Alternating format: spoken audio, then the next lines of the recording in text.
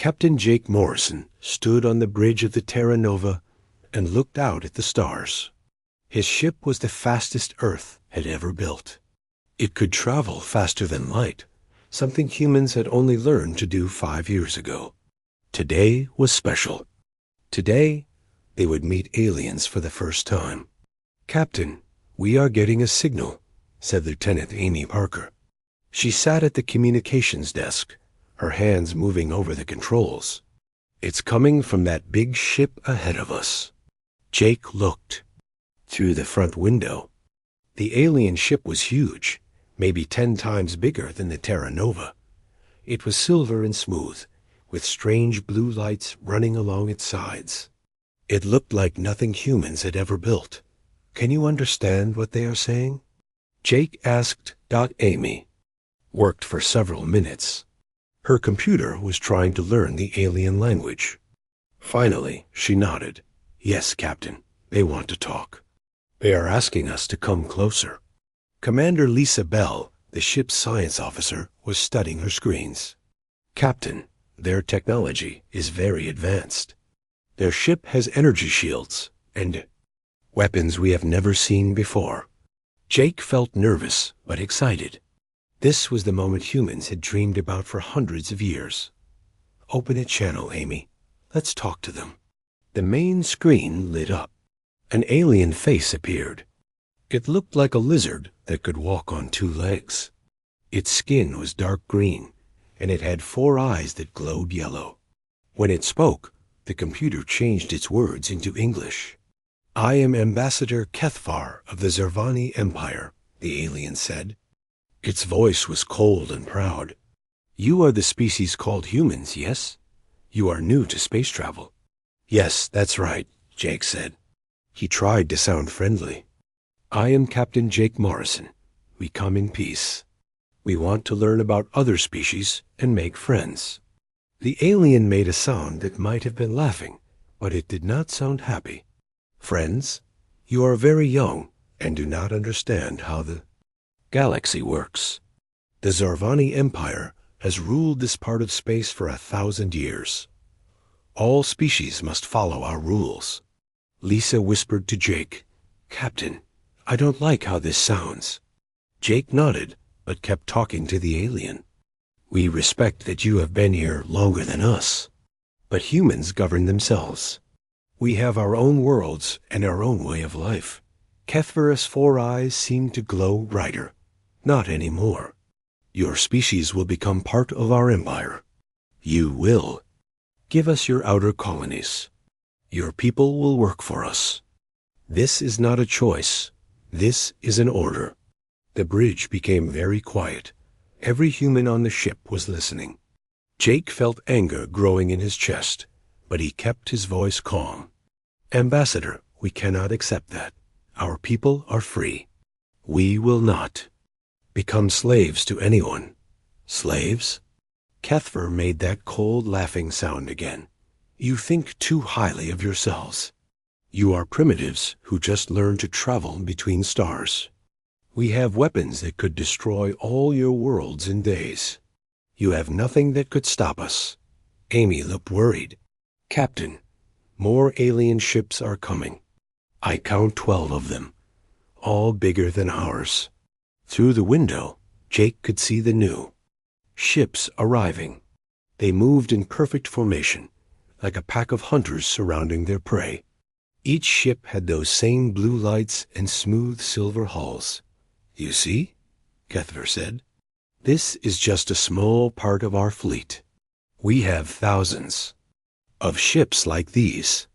Your entire species has maybe 50 ships that can travel between stars. You cannot fight us. You can only obey." Jake stood up straighter.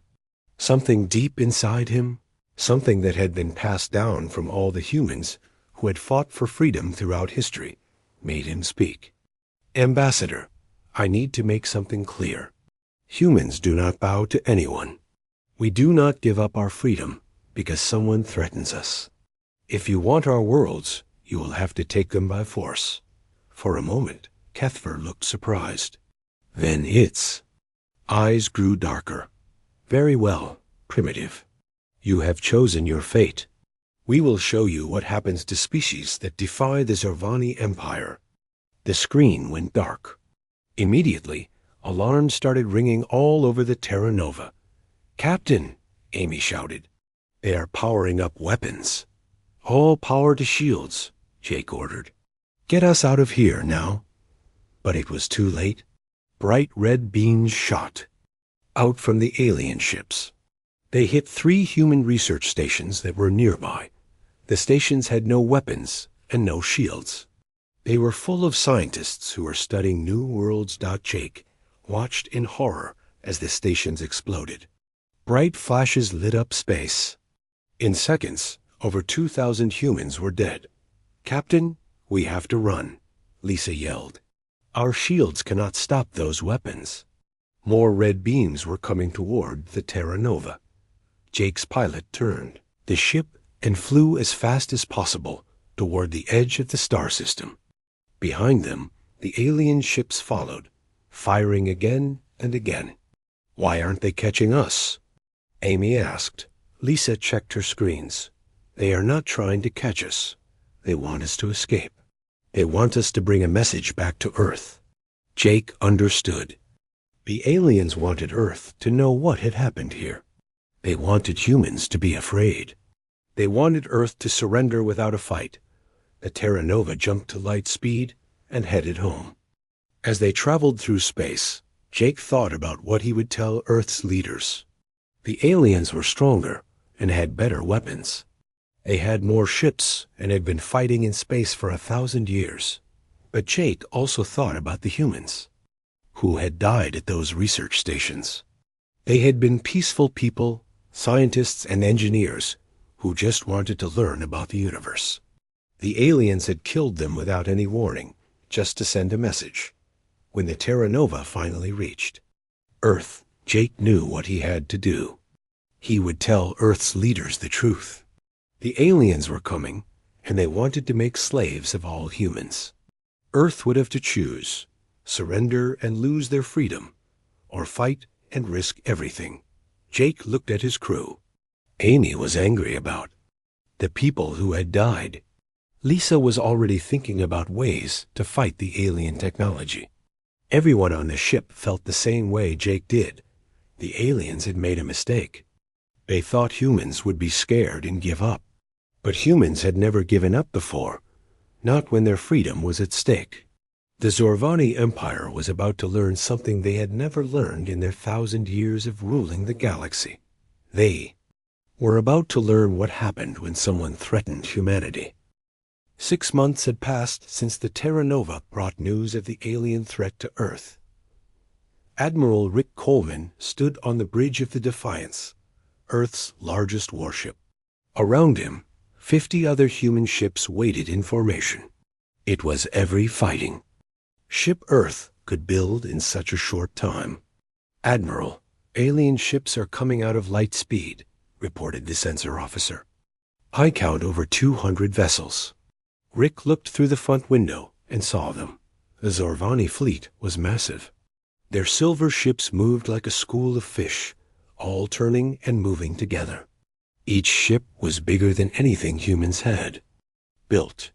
"All ships prepare for battle," Rick said into his communicator.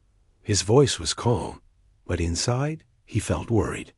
Earth ships were smaller and had weaker weapons, but they had to try. The alien ships spread out in attack formation. Then they began firing. Red energy beams shot across space toward the human fleet. When the beams hit human ships, the shields sparked and failed quickly. "Return fire," Rick ordered. Human ships shot back with missiles and laser cannons. The weapons hit the alien ships, but barely left scratches. The Zorvani shields were too strong. "Admiral, we are losing ships fast," his communications officer reported. "The Denver is gone. The Beijing is badly damaged." Rick watched as another human ship exploded. The aliens were destroying them one by one. All ships retreat to defensive positions around Earth. Far away on the colony world of New Austin, Colonel Kate Adams heard the explosions in the sky. She looked up and saw flashes of light as ships fought high above the planet. She knew the human fleet was losing. "Colonel, alien ships are landing," shouted one of her soldiers. Kate grabbed her rifle and ran outside. 3 large alien ships were coming down from the sky. They landed in the fields outside the main city. Doors opened, and alien soldiers came out. The Zorvani soldiers were bigger than humans. They wore thick armor that covered their whole bodies. In their hands, they carried weapons that glowed with blue energy. "All troops, defend the city," Kate ordered. "Do not let them through." Human soldiers fired their rifles at the aliens. Bullets hit the alien armor, but bounced off. The armor was too strong. The aliens fired back with their energy weapons. When the blue beams hit human soldiers, they fell and did not get up. Kate watched her troops fall one by one. "Fall back to the buildings," she yelled. "Use cover." The battle moved into the city streets. Humans hid behind cars and in buildings, shooting at the aliens. But their weapons could not hurt the enemy. More alien ships kept landing, bringing more soldiers. Dr. Ben Taylor was on Earth in his laboratory. He was Earth's best scientist, and he was trying to find a way to fight the aliens. On his desk were pieces of metal from the alien ship that Jake Morrison had brought back. "Dr. Taylor, we need weapons that can hurt them," said Dr. Susan Wright, who worked with him. "Our missiles and bullets do nothing to their ships or armor." Ben studied the alien metal under his microscope. "This material is unlike anything we have seen. It seems to absorb energy and spread it out. That is why our weapons do not work." General Paul Davis came into the laboratory. He looked tired and worried. "Doctor, I need answers. We are losing the war. 3 more colonies fell yesterday. The aliens are moving toward Earth." Ben looked at the general. "I need more time, and I need more alien technology to study." "We don't have time," Paul said. "Reports are coming in from all our colonies. The aliens are destroying our cities and taking our people as prisoners. Some colonies are asking to surrender." On New Austin, Kate Adams was trapped in a building with 12 of her soldiers. Outside, alien troops surrounded them. Most of her army was dead or captured. "Colonel, what do we do?" asked Sergeant Tony Garcia, a young soldier who had been fighting for 3 days without rest. Kate looked out the window. Alien soldiers were everywhere. Their blue energy weapons had burned holes in every building. The city was in ruins. "We keep fighting," she said. "Even if we cannot win, we make them pay for every step." Tony nodded. He was scared, but he would not give up. "Yes, ma'am." The aliens began shooting at their building. The energy beams cut through the walls like paper. Kate and her soldiers fired back, but their bullets did nothing. "Colonel, we are out of ammunition," said another soldier. Kate looked at her remaining troops. They were all young men and women who had families back on Earth.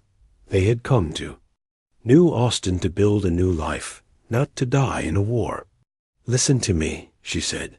"We cannot stop them today, but we can show them that humans do not give up. When they tell stories about this battle, they will remember that we fought to the end." The aliens broke through the wall. Kate and her soldiers charged at them with knives and bare hands. It was hopeless, but they fought anyway. Back on Earth, Admiral Colvin was meeting with world leaders. The news was bad from every front. "We have lost 17 colonies," he reported. "Our ships cannot match their technology. Our weapons cannot hurt their armor. At this rate, they will reach Earth in 6 months." A president of Earth looked at the reports. "Admiral, do we have any good news?" "Only one thing," Rick said. "The aliens are not trying to kill all humans. They want us alive to work as slaves. That means they will not destroy Earth completely." "That is not much comfort," the president said. Dr. Taylor stood up. I may have something. I have been studying the alien technology.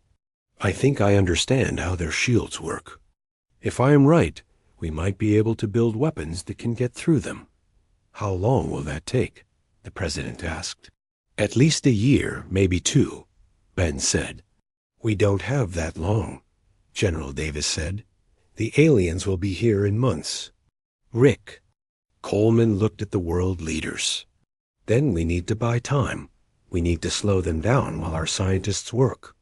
How do we do that? Asked the president. Hit and run attacks, Rick said. We cannot fight them in big battles, but we can attack. They're supply ships and small groups. We make them worry about every move they make. On the alien flagship, Ambassador Kethvar was talking to his military commander. The humans fight harder than we expected, the commander said. They do not surrender even when they cannot win. Kethvar made his cold, laughing sound. They are primitive but stubborn. No matter. We have destroyed most of their fleet. Their colonies are falling one by one.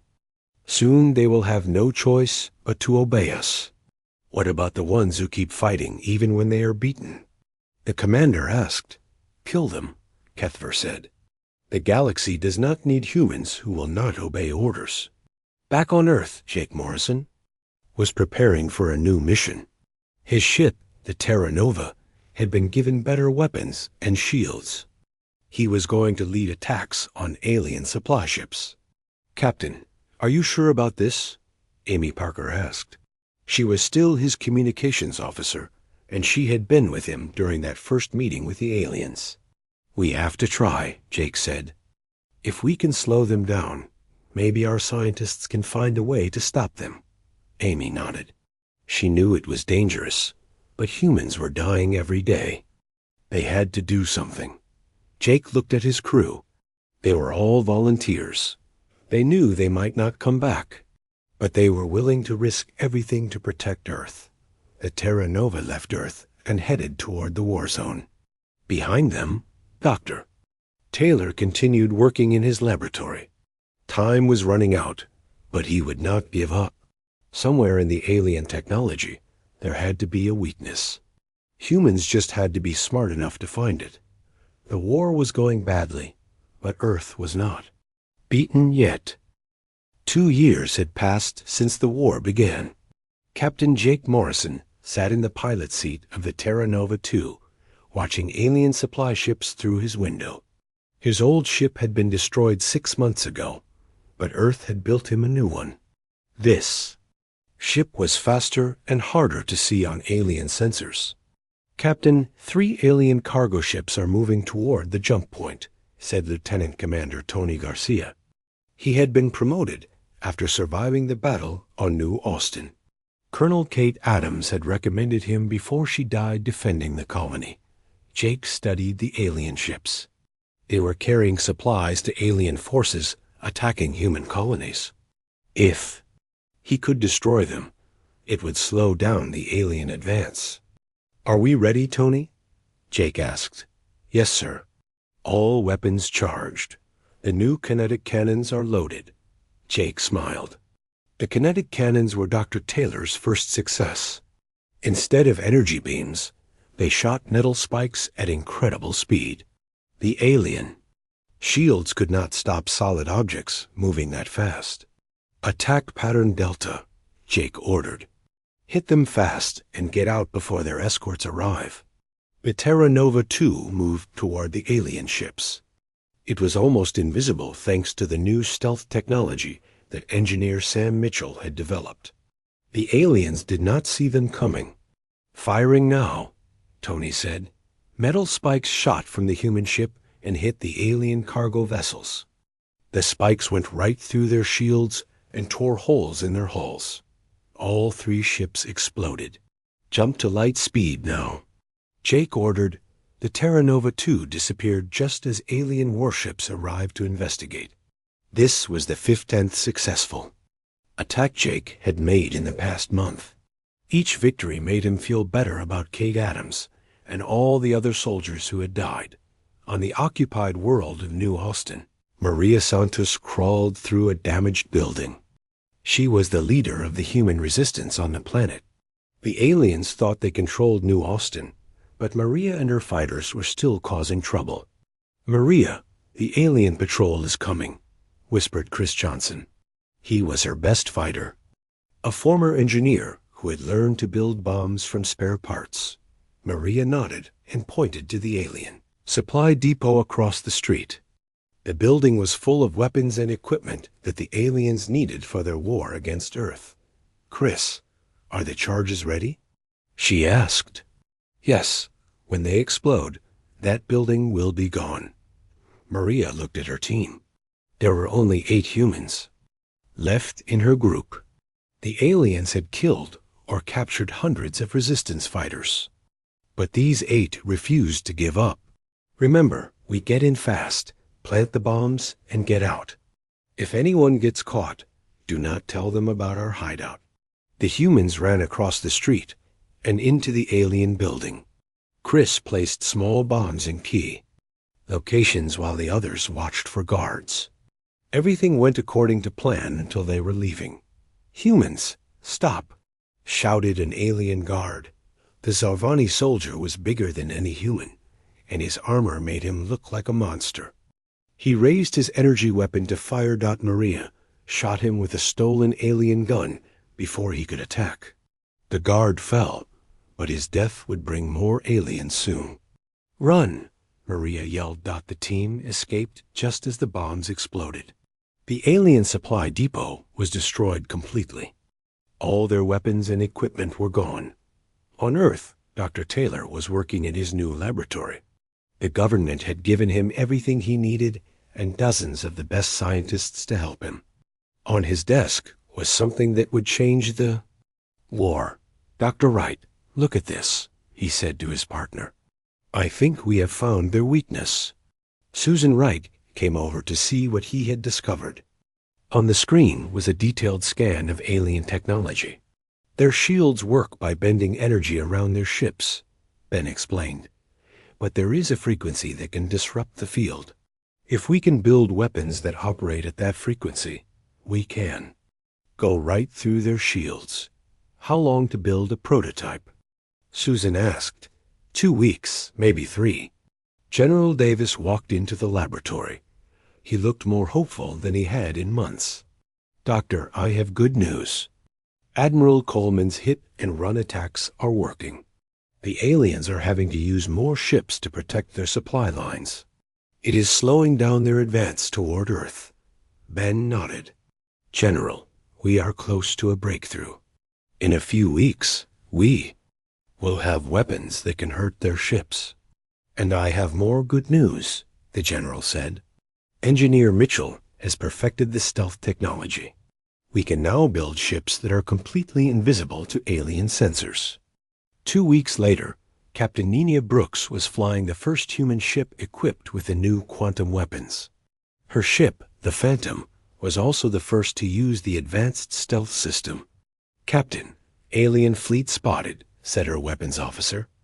6 warships heading toward the Mars colonies. Nina looked at her screens. The alien ships were huge and heavily armed.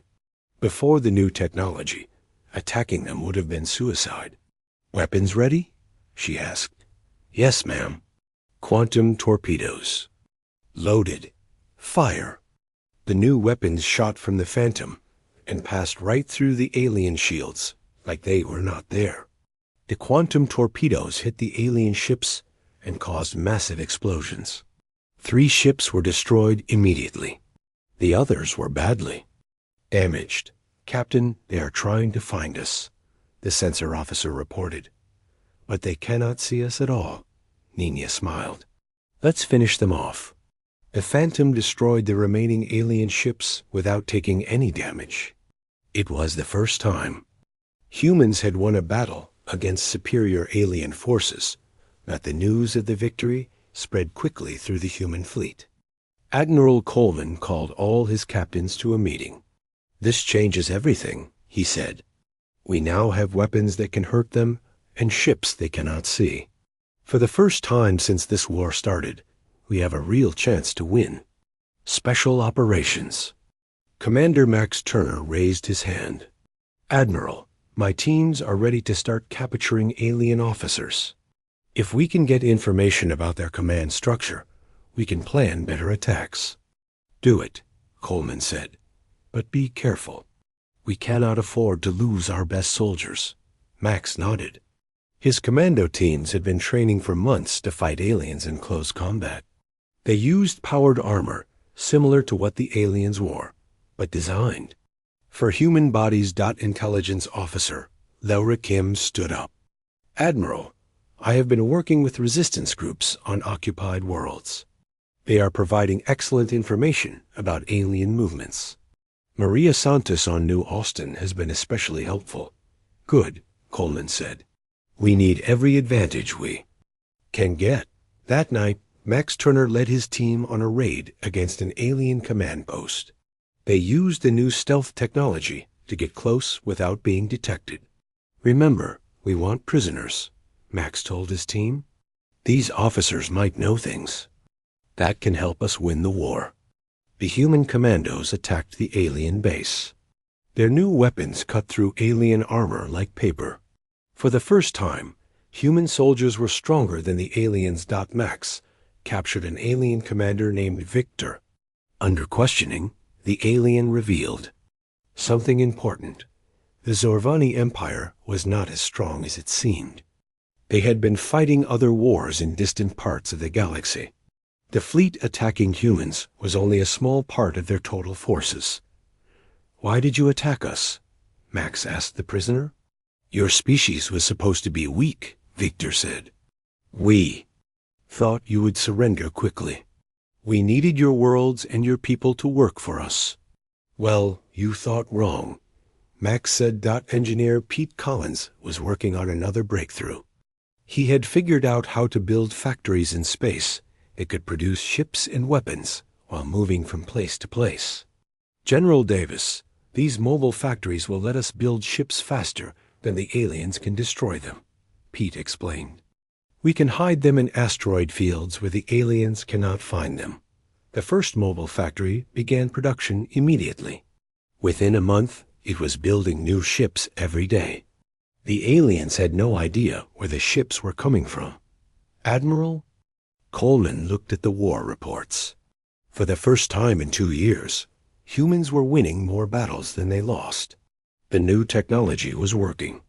Gentlemen and ladies, he said to his staff, I think it is time to stop running and start fighting. Back. We are going to take our colonies back. The tide of war was finally turning in humanity's favor. The alarm bells rang throughout Earth's orbital defense stations.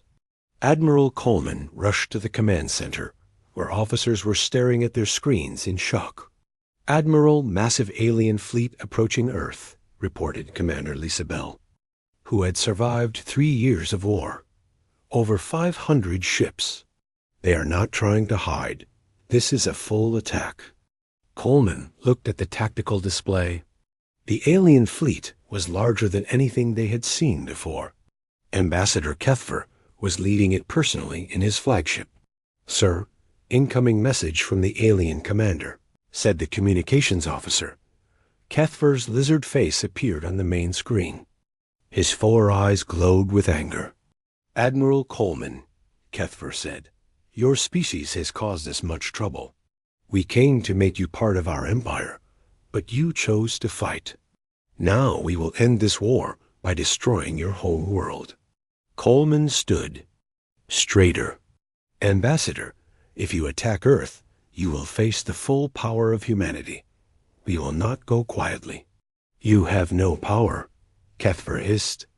We will burn your cities and kill your people. The few survivors will serve us as slaves. The screen went dark. Immediately, the alien fleet began moving toward Earth. All defense fleets, engage the enemy, Coleman ordered. Protect Earth at all costs.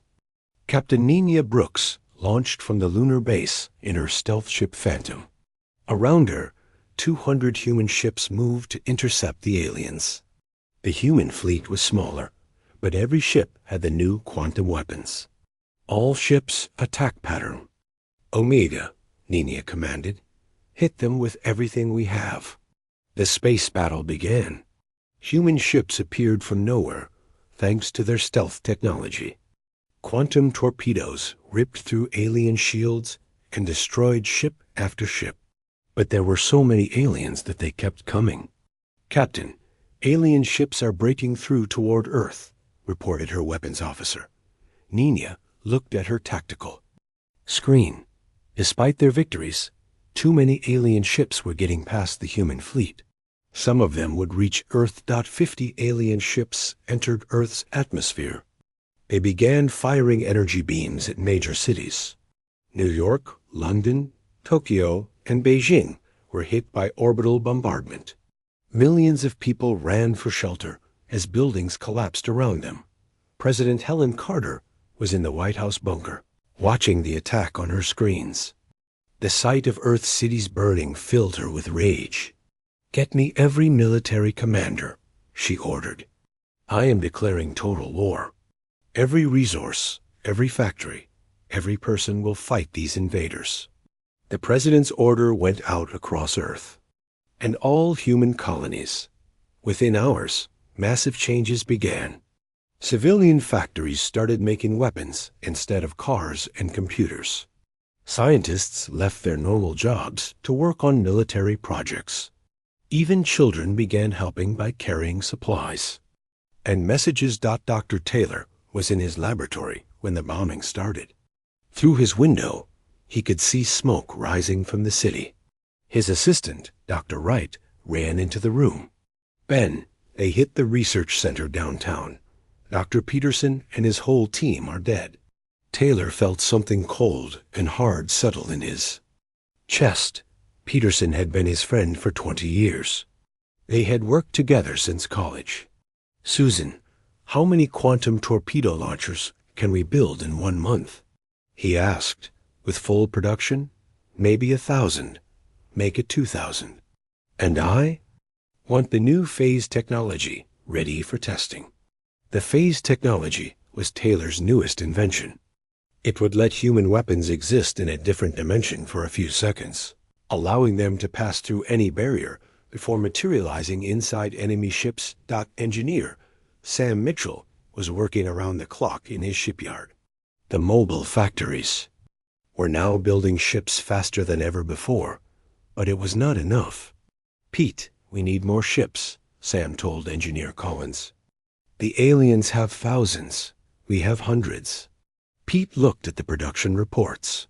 "I have an idea. What if we stop building big ships and start building small ones? Fighters that can carry quantum weapons. Can we build them fast enough? If we use the new automated systems, we can build 10 fighters in the time it takes to build 1 cruiser." Within 2 weeks, the first swarms of human fighter craft launched from hidden factories.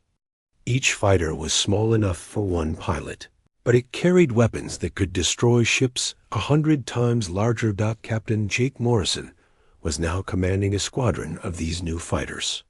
His ship was tiny compared to the Terra Nova, but it was incredibly fast and deadly.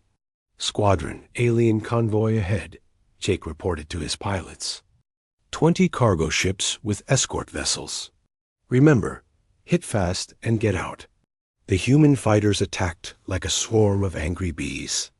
They came from all directions, fired their quantum weapons, and disappeared before the aliens could respond. All 20 cargo ships were destroyed in minutes. On New Austin, Maria Santos received a secret message from Earth. Intelligence. Officer Lavra Kim was coordinating resistance activities across all occupied worlds. "Maria, tomorrow all resistance groups attack at the same time," the message said. "We want the aliens to think humans are uprising everywhere." Maria gathered her fighters.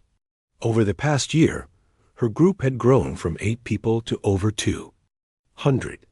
They had been joined by humans who had been hiding in the forests and mountains.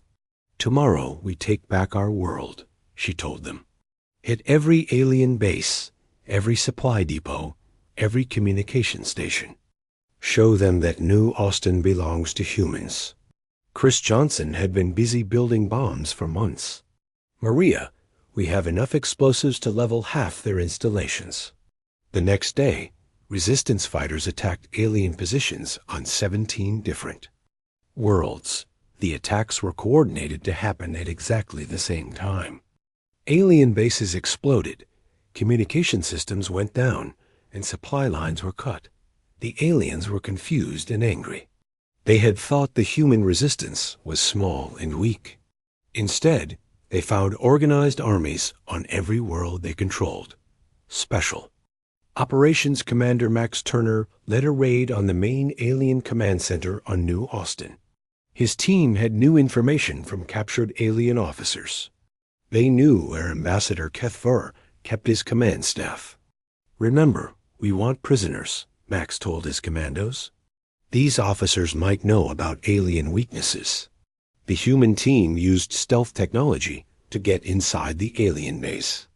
They moved through the corridors like ghosts, avoiding guards and security systems. They found the alien command center and attacked. The alien officers were surprised and unprepared.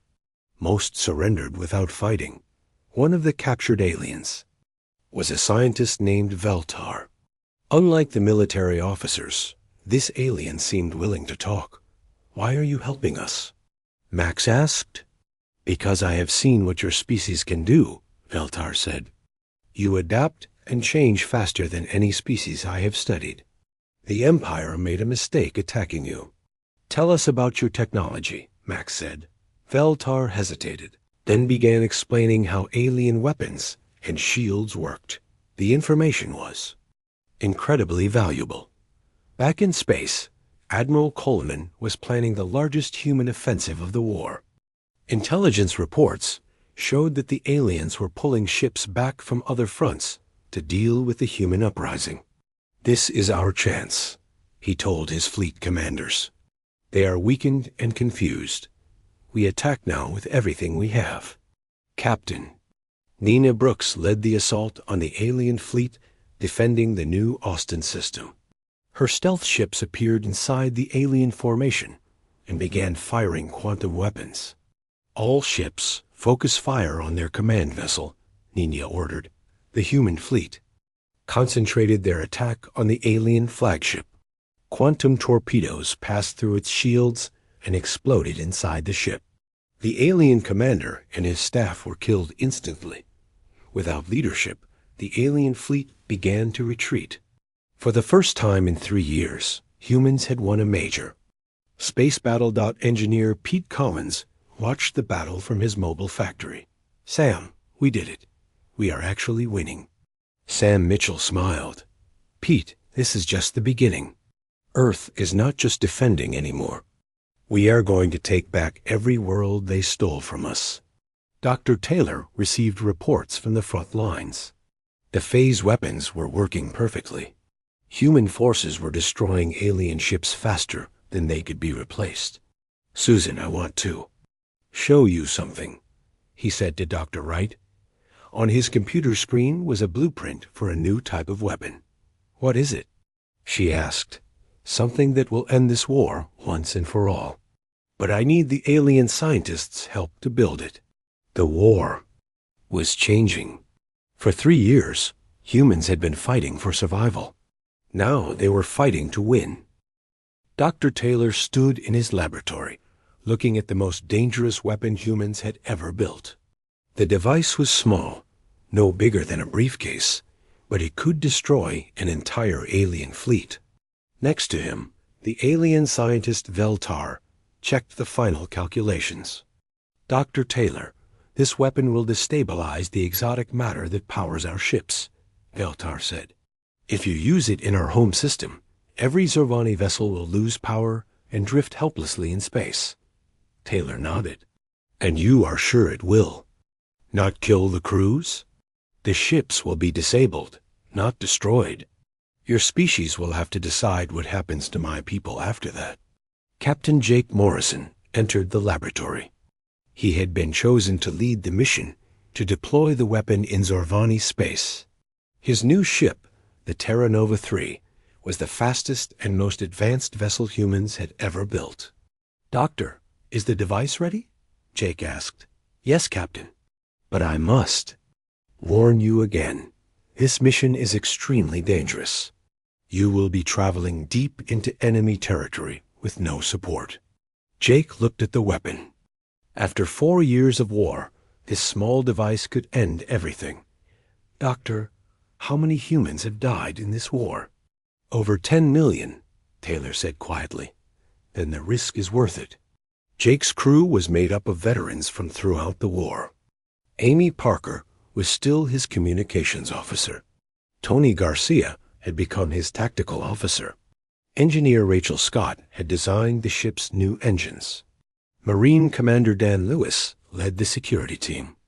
"Captain, are we really going to attack their home world?" Amy asked. "No," Jake said.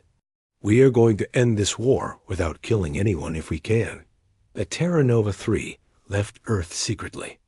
The ship used the most advanced stealth technology humans had developed. It was completely invisible to alien sensors. The journey to Zorvani space took 3 weeks. As they traveled, the crew studied intelligence reports about their destination. "Captain, the Zorvani home system has over 1,000 ships," reported Tony Garcia. "Their entire remaining fleet is gathered there." Jake nodded. "That makes our job easier. One shot will disable all of them." When they reached the edge of Zorvani space, Jake was surprised by what he saw. The alien ships were not in attack formation. They were arranged in a defensive circle around several large transport vessels. "Amy, can you scan those transport ships?" Jake asked. Amy worked at her console for several minutes. "Captain, those ships are full of civilians. Millions of them. They look like refugees." Jake felt confused. "Refugees from what?" Rachel Scott was monitoring alien communications. "Captain, I am picking up transmissions. The aliens are talking about something called the Devourers." Jake turned to Tony. "What do our intelligence files say about Devourers?" Tony searched the ship's computer. "Nothing, sir. We have never heard that name before." Jake made a decision. "Amy, try to contact Ambassador Kethfer. I want to talk to him." "Sir, are you sure that is wise?" Dan Lewis asked. "This could be a trap. We have to know what is happening here." Jake said. Amy established communication with the alien flagship. Kethfer's face appeared on the screen, but he looked different. His 4 eyes showed fear instead of anger. "Captain Morrison," Kethfer said, "why have you come here? Are you planning to destroy our home world?" "Ambassador, we came to end this war. But first, tell me about these refugee ships." Kethfer was quiet for a long moment. Then he began to speak. "Captain, there is something we never told your species. The Zorvani Empire exists because we are running from something terrible. We call them the Devourers." "What are they?" Jake asked. "They are machines built by a species that died out millions of years ago. They travel from star to star, destroying all life they find. They consumed our original home world and have been chasing us across the galaxy ever since." Jake felt his understanding of the war change completely. "How long have you been running?" 3,000 years. We attack other species, not because we want to conquer them, but because we need their worlds and resources to stay ahead of the Devourers." Amy looked at Jake with surprise. "Captain, if that is true, then the Zorvani are not evil. They are desperate." Tony checked his sensors. "Sir, I am detecting massive energy signatures at the edge of the system. Something big is coming." Jake looked at the tactical display. Dozens of enormous shapes were appearing as they dropped out of light speed. The ships were black and covered with strange spikes. They were larger than anything Jake had ever seen. "Those are Devourer ships." Kethfer sighed. "They found us again." "Captain Morrison, your species and mine are about to face the same enemy." Jake watched as the Devourer fleet moved toward the Zorvani home world. The alien machines began firing weapons that turned space itself into a deadly trap. When the beams hit Zorvani ships, they simply disappeared. "Ambassador, how do we fight them?" Jake asked. "You cannot," Kethver said. "No species has ever defeated the Devourers. The best we can do is run and hope they do not follow." Jake looked at his crew. They had come here to use a weapon that would destroy the Zorvani fleet. Instead, they had found an enemy that threatened all life in the galaxy. "Amy, get me Admiral Coleman on Earth," Jake ordered. Priority message. When the communication link was established, Jake quickly explained what they had discovered. Admiral Coleman listened without interrupting. "Captain, are you certain about this?" Coleman asked. "Yes, sir." The Zorvani had been fighting these machines for thousands of years. If we destroy their fleet now, both our species will be defenseless against the Devourers. Coleman was quiet for a moment. "Captain, I am going to do something that might end my career. I am ordering you to assist the Zorvani fleet against these Devourer machines." Jake felt relief. "Yes, sir." "What are our orders?" "Use the destabilization device on the Devourer ships instead of the Zorvani. Let's see if human technology can hurt these machines." Jake turned to his crew. "You heard the Admiral. Rachel, can we modify the weapon to target the Devourers?" "Give me 10 minutes," Rachel said. While Rachel worked on the weapon, Jake opened a channel to all Zorvani ships. "This is Captain Morrison of Earth. We are here to help you fight the Devourers." Kethver looked shocked. "Captain, you came here to destroy us. Why would you help us?" "Because, Ambassador, no matter what has happened between our species, we will not let these machines destroy all life in the galaxy." The weapon was ready. Jake aimed it at the center of the Devourer fleet and fired. The effect was immediate. The exotic matter that powered the Devourer ships began to break down. One by one, the massive machines lost power and drifted helplessly in space. "It worked," Rachel shouted. "The Devourers are disabled." But Jake's victory was short-lived. More Devourer ships were arriving at the edge of the system. There were hundreds of them. "Captain, we cannot disable them all," Tony reported. "There are too many." Jake made the hardest decision of his life. "All ships, Zorvani and human, retreat to Earth. We need to prepare for a long war." 3 months later, President Helen Carter stood before the newly formed Terran-Zorvani Alliance. Representatives from both species filled the Great Hall. "Today, we begin a new chapter in galactic history," she said. "Humans and Zorvani will work together to protect all species from the Devourer threat." Ambassador Kethver stood beside her. "President Carter speaks truth. The Zorvani Empire apologizes for the war we started. We were wrong to attack your species. But together, we can build something better than either of our civilizations could create alone." Dr. Taylor was already working with Zorvani scientists to develop new weapons. The combined knowledge of both species was producing technology neither could have created alone. Engineer Sam Mitchell was building factories that could produce ships for the combined fleet. Human speed and Zorvani experience were creating vessels more advanced than anything seen before. Captain Jake Morrison commanded the first mixed crew ship, with both humans and Zorvani working together.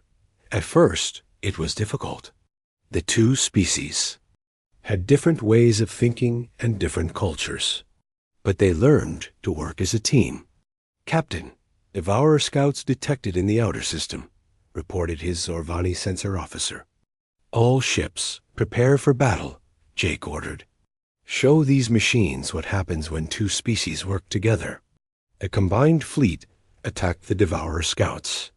Human adaptability and Zorvani experience proved to be a deadly combination. The machines were destroyed before they could report back to the main fleet.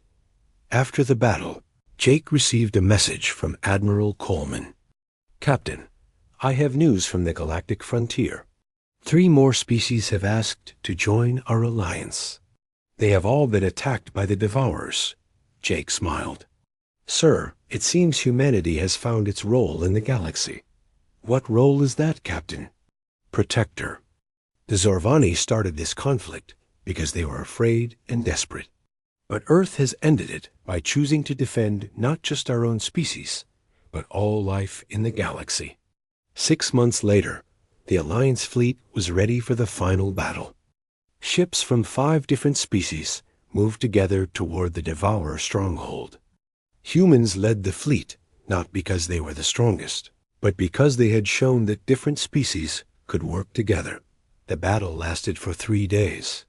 The Devourers fought with machines and weapons that were millions of years old.